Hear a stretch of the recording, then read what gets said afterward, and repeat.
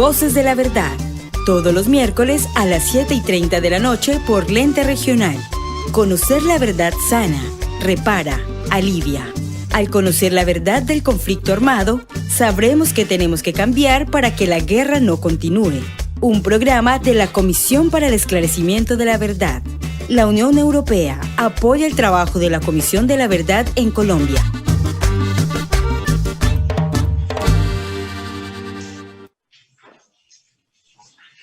Hola a todos y todas. Saludamos a la audiencia que se conecta a esta hora a Voces de la Verdad, el programa de la Comisión de la Verdad en el Caquetá. En el programa de hoy vamos a conversar sobre la escuela como espacio de construcción de memoria y verdad. Particularmente queremos conversar sobre las experiencias de resistencia y afrontamiento al conflicto armado gestadas y agenciadas desde diferentes instituciones educativas, de los municipios caqueteños de Belén, Curillo, Milán y La Montañita. El pasado mes de mayo, la Fundación Escuelas de Paz le entregó a la Comisión de la Verdad Territorial Caquetá un informe que da cuenta de las principales apuestas, iniciativas y alternativas que plantearon diferentes comunidades educativas en nuestro departamento para lograr sobrevivir y encontrar caminos de construcción de paz en contextos de guerra, violencia política e inseguridad. Hoy, en Voces de la Verdad, nos acompañan dos personas que fueron muy importantes en esta historia de resistencia y en la elaboración de este informe. Por un lado, Amada Benavides, presidenta de la Fundación Escuela de Paz, y por otro lado, el profesor Jefferman Cooper, de la institución educativa El Portal La Mono, del municipio de Belén de los Andaquíes. Bienvenidas, bienvenidos. Así que para iniciar vamos a dialogar, a hacer algunas preguntas para que podamos conversar aquí entre nosotros y compartir con nuestra audiencia. Queremos inicialmente preguntar a ambos cómo afectó el conflicto armado la educación escolar rural y cuáles fueron los principales impactos que tuvo durante este tiempo. Fernando, muy buena, y audiencia, muy buenas tardes. Muchas gracias por la oportunidad de poder presentar algunas de las conclusiones a las que llegamos con el proyecto.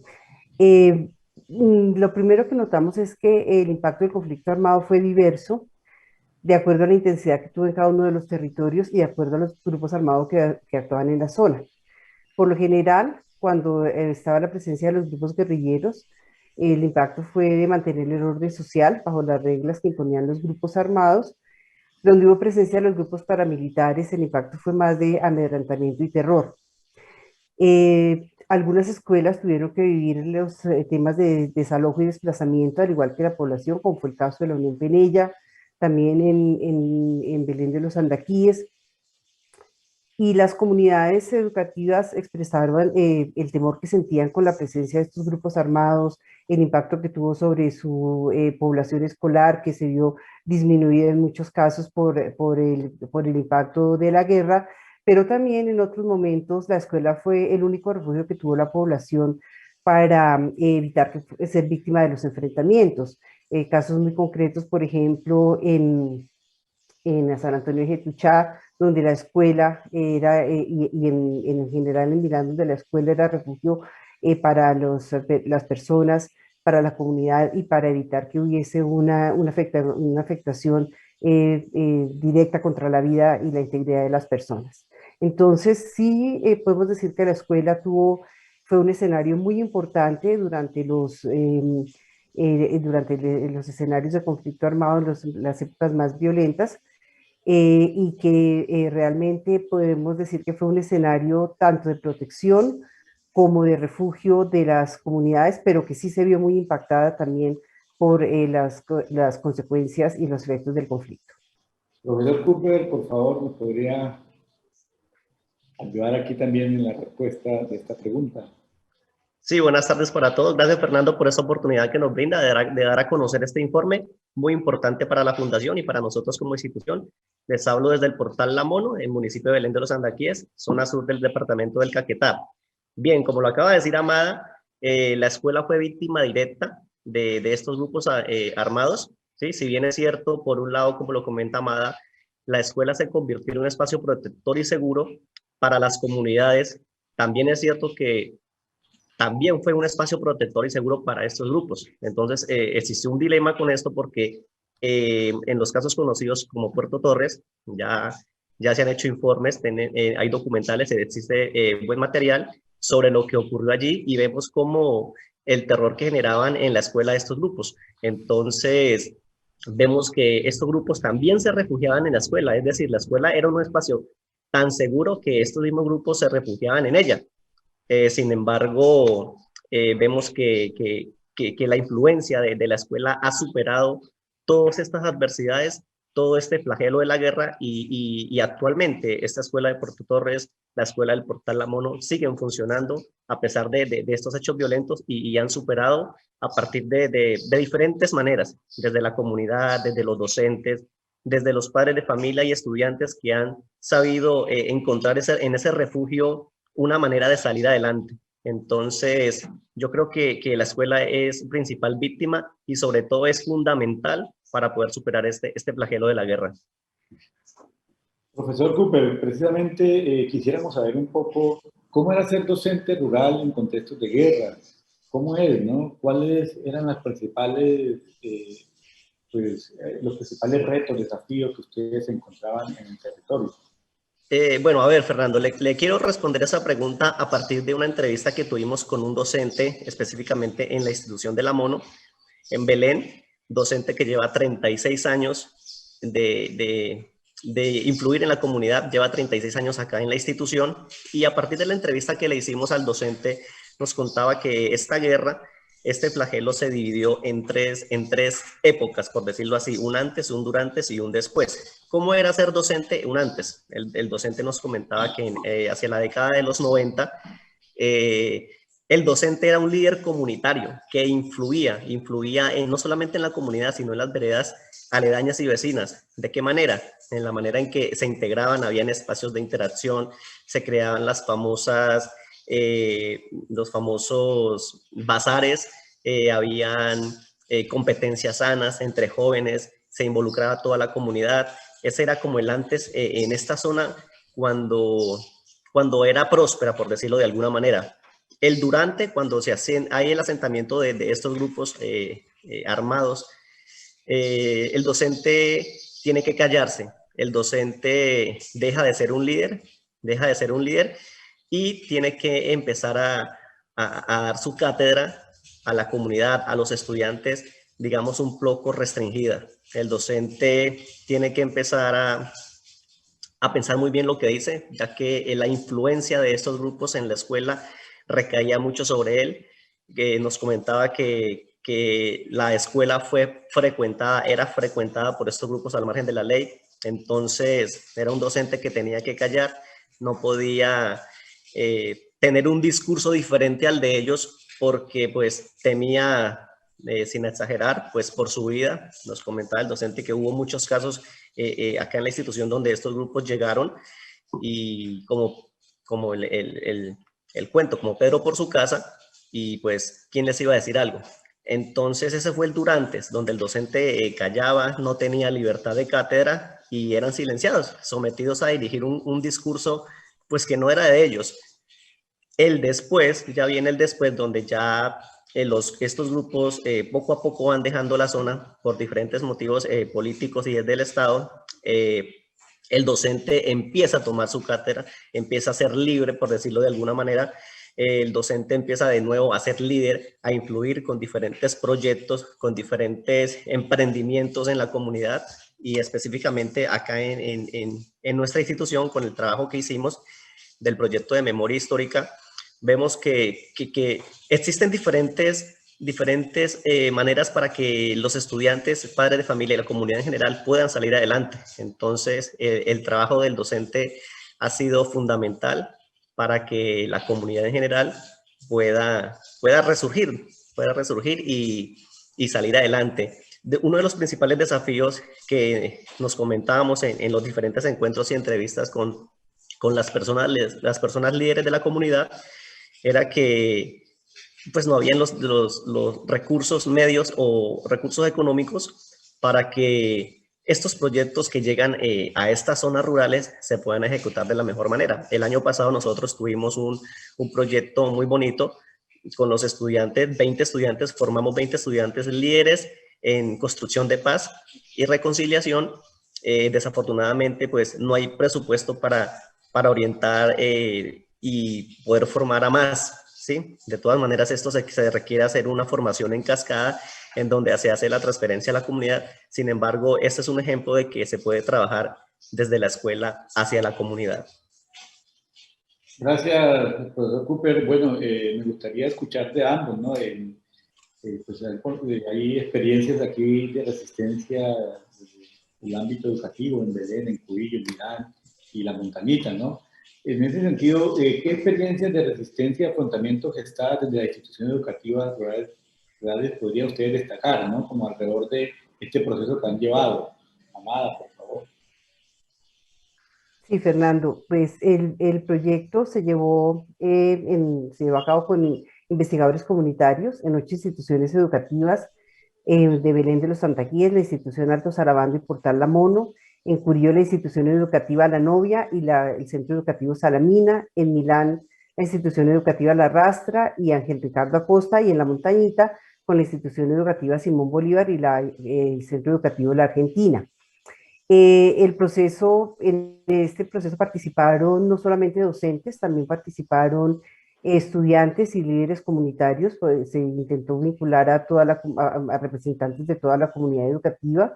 Se hizo un proceso de formación de formadores con un seminario de investigación a partir de la investigación de acción participativa. Luego, con estas herramientas, los investigadores abordaron un proceso de consulta con la comunidad a partir de las cartografías sociales, de las entrevistas, de los círculos de la memoria, recorridos de la memoria, encuentros de la memoria, canelazos, y a partir de allí entonces tuvieron una información que luego se recopiló, se sistematizó y cada institución educativa realizó su propio informe de investigación. Allí encontramos cosas muy interesantes, como que la mayoría de personas que participaron en el proyecto, bien sea como investigadores o dando su testimonio, pues expresaron su alegría por iniciar este proyecto, porque en la mayoría de los casos ellos comentaron que nunca habían sido escuchadas, que son testimonios que aún no tienen un proceso de reparación, también solicitando, digamos, como un apoyo psicológico, porque, digamos, son comunidades que todavía no habían sido escuchadas hasta este momento. Encontramos cosas muy interesantes, como por ejemplo en el Portal La Mono, el Festival de Música Colombiana, que lo llevan realizando desde hace varios años y que se ha convertido en un emblema para la comunidad. Encontramos, por ejemplo, en la institución educativa Ángel Ricardo Acosta de Milán, un proyecto muy interesante de laboratorio de paz que un docente viene ejecutando desde hace varios años, y de los cuales hay unos resultados muy interesantes que van a salir, digamos, a la luz a partir del proyecto. También encontramos, por ejemplo, en la institución educativa La Novia, que ellos venían trabajando ya de una vez firmado el proceso de paz con excombatientes, haciendo formación en su proceso de capacitación de adultos, o otros ejemplos como la misma esfuerzo que hacen los docentes que llevan muchísimos años trabajando en la institución y dando ejemplo de resistencia, de no salir de la zona a pesar de las amenazas, a pesar de las violencias que se viven en los territorios. Entonces ahí encontramos unas cosas muy interesantes de cómo la escuela realmente se ha convertido en ese bastión y en ese símbolo de resistencia en muchos de estos territorios. Y también entonces con estos esfuerzos específicos de proyectos, de actividades que se realizan desde las escuelas y que sirven para unir a la comunidad, que le dan un sentido, que le dan una pertenencia. Gracias, Amada. Profesor Cooper, específicamente en la institución educativa del Portal La Mono, cuéntenos cómo fue esta experiencia. Bueno, hace un momento Amada comentaba, efectivamente nosotros acá en la institución, y no solamente en la institución, en toda la comunidad del Portal La Mono y de diferentes veredas, desde hace muchos años existe un festival de la música colombiana que atrae a la comunidad, une familias, une estudiantes, une docentes, y ha tenido también 3 momentos. En su primer momento, el festival era un festival ecológico en donde participaba toda la comunidad educativa, la comunidad en general. Después se transformó a un festival de música colombiana. Impactó mucho, ha impactado mucho, que tuvo 9 versiones. Después del festival ecológico tuvo 9 versiones desde el 2011. Y luego, hacia este año, estamos esperando obtener más recursos desde la alcaldía para poder llegar a nivel municipal, porque este proyecto del festival que tenemos en nuestra institución es institucional. Entonces queremos llegar a otras instituciones en donde no solamente el tema principal sea la cultura de la música colombiana, sino que también se incluyan otro tipo de eventos como el cuidado hacia el medio ambiente, la danza. Entonces queremos incluir además otras instituciones del municipio de Belén para que conozcan la propuesta y, ¿por qué no?, puedan replicarlas en sus instituciones, puedan replicarlas de alguna manera en otras regiones, ya que ha sido un gran éxito para esa resistencia en la escuela que ha tenido sobre todo la juventud acá. Y como lo digo, une a familias, une a toda la comunidad. Yo creo que pues, nos ha destacado muchos elementos, ¿no? Pero sí me gustaría como reiterar al profesor Cooper, la pregunta es como, si tú pudieras resumir en 3 logros de esas iniciativas de resistencia, 2, ¿cuáles creerías que serían para destacar, así como para en la memoria? Sí, señor. Bueno, desde el proyecto que ejecutamos de memoria histórica, lo comentaba Amada, y es un logro importante fue escuchar a las personas que nunca se habían atrevido a hablar de los hechos que les ocurrieron. Relatos realmente crudos, inéditos, que nunca se habían comentado. A partir de los talleres que nosotros implementamos con ellos, pudimos como sacarles eso de adentro que nunca habían contado, ganarnos esa confianza y poder escucharlos y que ellos se sintieran ser escuchados. Eso fue un logro importante en la comunidad. Eso fue otro logro importante, fue poder ayudarlos emocional y psicológicamente a partir de los encuentros que tuvimos con ellos. Hicimos unas entrevistas, hicimos unos talleres, unos círculos de la memoria. Ellos contaban sus relatos y entre todos íbamos hablando. Entonces la comunidad se sintió escuchada y pudimos sistematizar todo esto y retomar y poder escribir esas experiencias tan bonitas y otras no tanto, pero que tenían que salir y tenían que cicatrizar y ser contadas. Es valiosa esta experiencia, o estas experiencias que nos están contando diferentes instituciones educativas en el Caquetá, ¿no? Aquí, pues, quisiera también preguntarles de qué manera las escuelas pueden ser escenarios para la construcción de memoria y verdad. Creo que nos estamos aproximando a unos elementos muy importantes. Sería, pues, también que nuestra audiencia conociera, escuchara de ustedes que estuvieron al frente de este proceso. Sí, señor. Bueno, como lo hemos comentado durante toda la entrevista, la escuela es el eje fundamental y transformador para la juventud y para la sociedad en general. En la zona, sobre todo en la zona rural, es donde los jóvenes y los estudiantes ven como un ejemplo a seguir al maestro, ¿sí?, al docente. La escuela influye. Entonces, ¿de qué manera?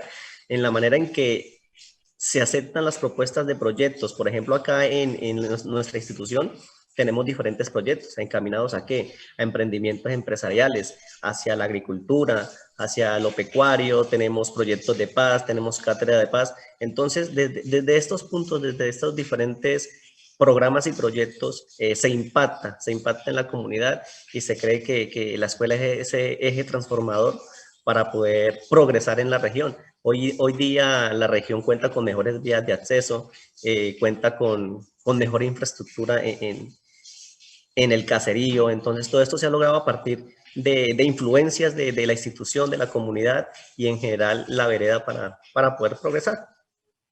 Amada, por favor, ¿nos puede también ayudar aquí en esta parte? Nos parece que lo más importante es reconocer la memoria como un problema pedagógico, es decir, reconocer que dentro de la institución educativa y dentro de los escenarios de educación formal y también de no formal, la memoria, configurarlo como un problema pedagógico, como una construcción para la construcción de paz y la emergencia de nuevas ciudadanías. Entonces creemos que aquí está como un punto central que debemos abordar desde el ámbito pedagógico, y también en el sentido que tenemos que mirar cómo la memoria, la construcción de la memoria también tiene que ver con la emergencia de nuevas ciudadanías, ¿cierto?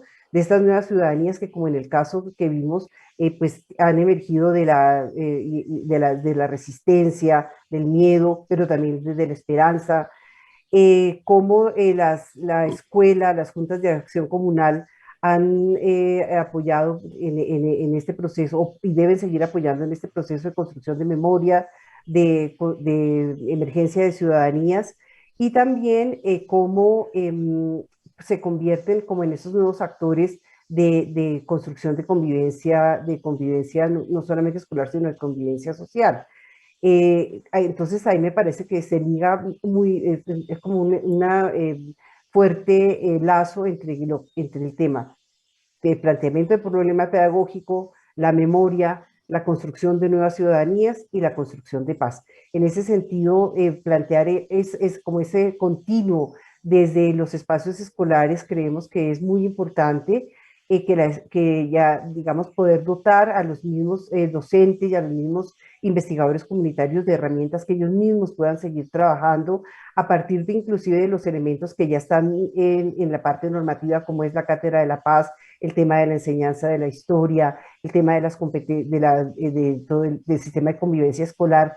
En ese sentido, veamos que uno podría pensar que la parte normativa ya está preparada para que los maestros asuman esa responsabilidad, pero sí tenemos que apoyar, digamos, en el sentido de dotar de estrategias pedagógicas, de dotar de estrategias investigativas para que el maestro pueda hacer esto en los diferentes ámbitos donde se desempeña, bien sea desde la educación inicial. Ya tenemos, por ejemplo, el cuento de Beatriz Vallejo, que nos representaba hace unas semanas también en la comisión, que nos presenta cómo trabajar estos temas con niños aún muy chiquitos, pero también obviamente que en la educación básica, en la educación media, y no es el ámbito nuestro, pero también en la educación, de esta entrevista, pero también en la educación superior. Entonces creo que plantear el tema de la memoria como un problema pedagógico es aquí un eje central para poder abordar esto desde la escuela, pero también, además de plantearlo como un problema pedagógico,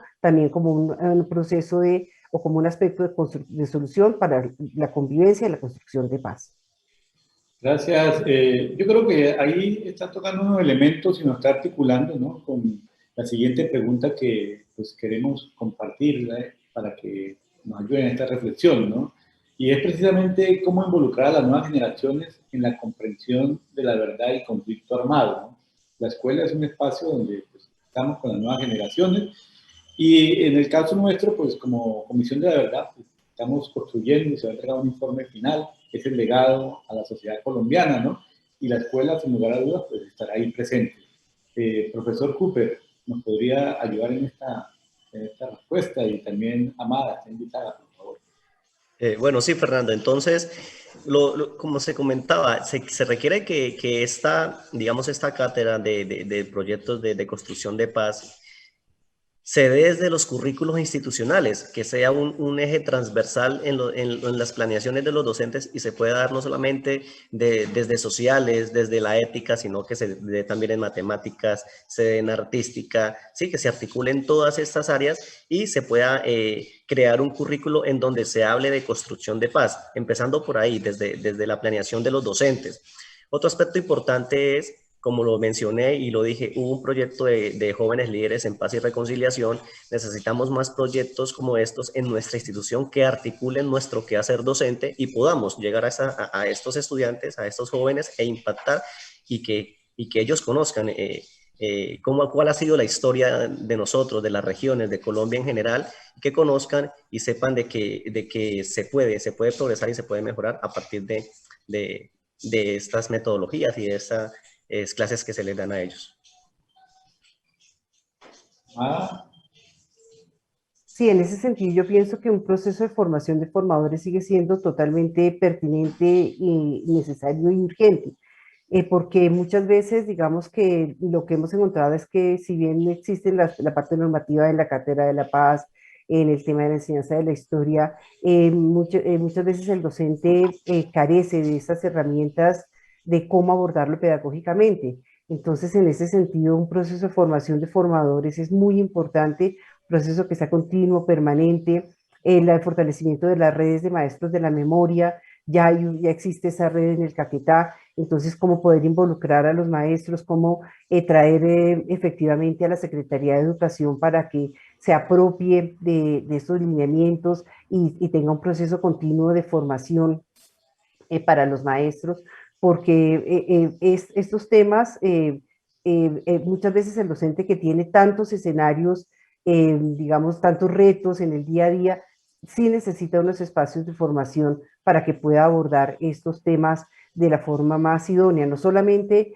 desde el ámbito de lo cognitivo, sino como abordamos desde nuestro proceso pedagógico, desde una pedagogía sentipensante, haciendo un eco también nuevamente de nuestro maestro Fals Borda, que está de aniversario este año y que estamos haciendo conmemoración a toda su pedagogía. Entonces, esa enseñanza de la historia y esos nuevos retos hacia la memoria tienen que ver no solamente con aspectos cognitivos, tienen que ver con trabajar desde las artes, desde el sentimiento, desde la emocionalidad, desde la corporalidad.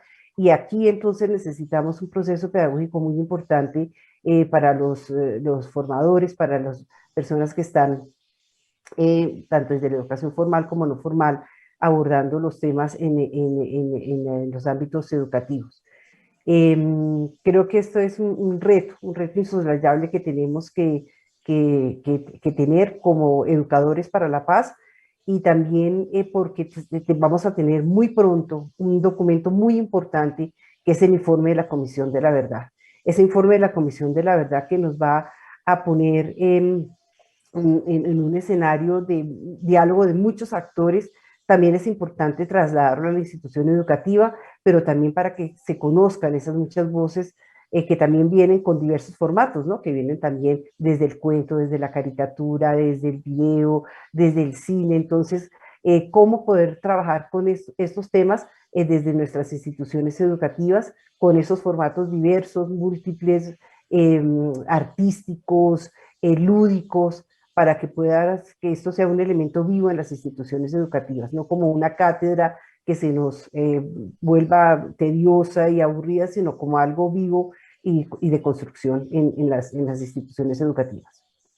Bueno, el tiempo se nos está agotando. Quería preguntar finalmente al profesor Cooper muy brevemente acerca de los desafíos que tienen ustedes como docentes de cara a la transición hacia la paz.